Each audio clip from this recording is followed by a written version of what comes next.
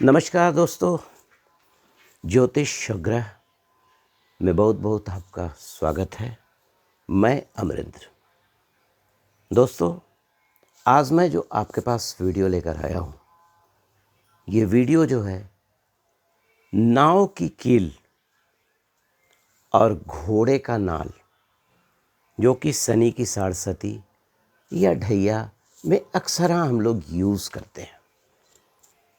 उसका scientific reason क्या है, क्यों यूज करते हैं, क्या कारण होता है कि लोग इतना सारा उसमें प्रेशर करते हैं कि अगर सरस्वती चल रही हो और ढैया चल रही हो तो बाएं हाथ के मिडिल फिंगर में घोड़े की नाल या बोट जो होता है, किल होता है, उसको पहने। एक मैं उस पर चर्चा करूँगा। दूसरा दोस्तों, आपने बहुत सारे घरों में देखा होगा कि घोड़े की जो नाल होती है वो दरवाजे के बाहर लगी होती है। उसमें भी चर्चा करूँगा कि बहुत जगह ये गलत तरीके से लगी होती है और बहुत जगह यह सही तरीके से भी होती है। आइए सबसे पहले ये जानते हैं कि घोड़े की नाल ये इतना इम्पॉर्टेंट क्यों होता है शनि की साढ़सती में। क्योंकि हम लोग ज्योतिष मान्यताओं के अनुसार अगर कोई ग्रह दूषित होता है तो उस ग्रह से रिलेटेड जो भी चीज़ें होती हैं, या तो मंदिर में दान करते हैं, या किसी गरीब को दान करते हैं, या कहीं जल में प्रवाहित करते हैं, और साथ में उससे रेलिवेंट जो स्टोन्स होते हैं, जो रत्न होते हैं, उसको पहनते हैं। तो देखिए, सबसे पहले क्या होता है कि घोड़े की नाल जो कि लोहे का होता है, तो हम लोग सब जानते हैं। तो दोस्तों, घोड़े का जो नाल होता है वो लोहे का बना होता है। तो हम लोग ज्योतिष शास्त्र के अनुसार जानते हैं, लोहा जो होता है उसको रिप्रेजेंट शनि करते हैं, और जो घोड़ा होता है वो चंद्रमा होता है। और यहाँ पर जो हम लोग नाल यूज़ करते हैं, जो घोड़े का जो नाल हम लोग बोलते हैं, वो घोड़ा जो होता है उसके तलवा में, जिसको खुर बोलते हैं, उसमें लगा होता है। तो क्यों वो पावरफुल हो जाता है, देखिए समझने का कोशिश कीजिए। क्योंकि जैसा हम लोग जानते हैं कि घोड़े के बारे में, घोड़ी की जो शक्ति होती है, जो दौड़ने की शक्ति होती है, उसका कोई कंपैरिजन नहीं होता है। घोड़ा जल्दी थकता भी नहीं है।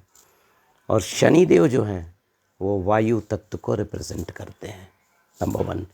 दूसरा क्या होता है कि जब वो कील घोड़ा के नाल के नीचे होता है तो वो जो घोड़े की टाप से जो उस पर जो चोट पड़ती है, तो वो जो लोहा होता है वो घोड़े की का जो एनर्जी होता है उससे वो चैनलाइज और पावरफुल हो जाता है, एनर्जाइज हो जाता है। इसीलिए कहा जाता है कि अगर सचमुच में काले घोड़े की नाल, और काला घोड़ा, काला काला रंग है, वो भी शनि को रिप्रेजेंट करता है। तो यहाँ पर क्या हो गया, शनि और चंद्रमा दोनों का मेल हो गया।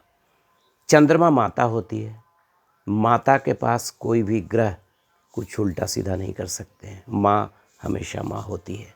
और यहाँ पर चंद्रमा जो है जल तत्व हो गया और शनि वायु तत्व हो गए। तो जल तत्व और वायु तत्व, तो वायु को कौन रोक सकता है, जल तो रोक ही लेता है, ऐसा नहीं है। वायु का जो वेग है वो जल में जाने पर कुछ कम होता है।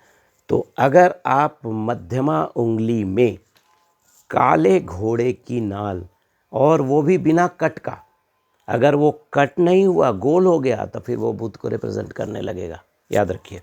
इसलिए कट होना चाहिए और बाएं हाथ में दाम आप पहनिए, फिर देखिए कि क्या प्रभाव आता है। ऑब्वियसली ये जो शास्त्रों में लिखा है या जो कोई रीज़न है, इसका ज़रूर कोई साइंटिफिक रीज़न है। तो ये एक रीज़न है जिसके कारण घोड़े की नाल जब शनि की साढ़सती चल रही हो, ढैया चल रही हो, या शनि की महादशा चल रही हो, या आपको लगता है कि शनि किसी न किसी तरीके से हमको परेशान कर रहे हैं, जन्मपत्री के अनुसार कुछ हॉस्टाइल नक्षत्र में है, या गलत जगह पर प्लेसमेंट है, या गोचर में वो गलत जगह पर विचरण कर रहे हैं, तो ये घोड़े का नाल आपके लिए बहुत कारगर होगा। हाँ, एक चीज़ और आपसे शेयर करना चाहूँगा कि आजकल आप देखते हैं कि रोड पे बहुत सारे लोग वो एक काला घोड़ा खड़ा कर देते हैं, और घोड़े की नाल को बेचते हैं। देखिए इसमें सही भी हो सकता है, लेकिन मैं आपसे बोलूँगा कि अगर आप बड़े शहर में रहते हैं तो जो रेस कोर्स का जो स्टेडियम होता है वहाँ जाइए, वहाँ का जो केयर टेकर उससे बात कीजिए, वो शायद आपको काले घोड़े का नाल प्रोवाइड कर दे।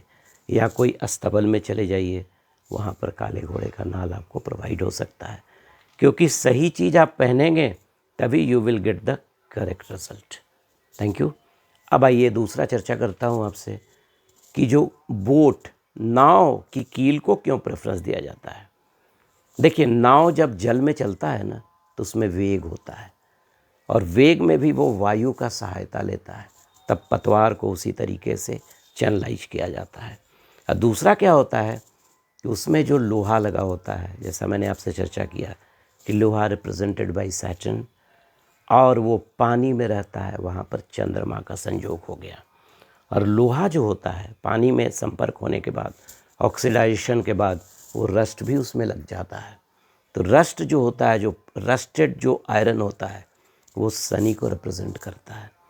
इसीलिए अगर आप बोट वाला जो लोहा आपको मिल जाता है,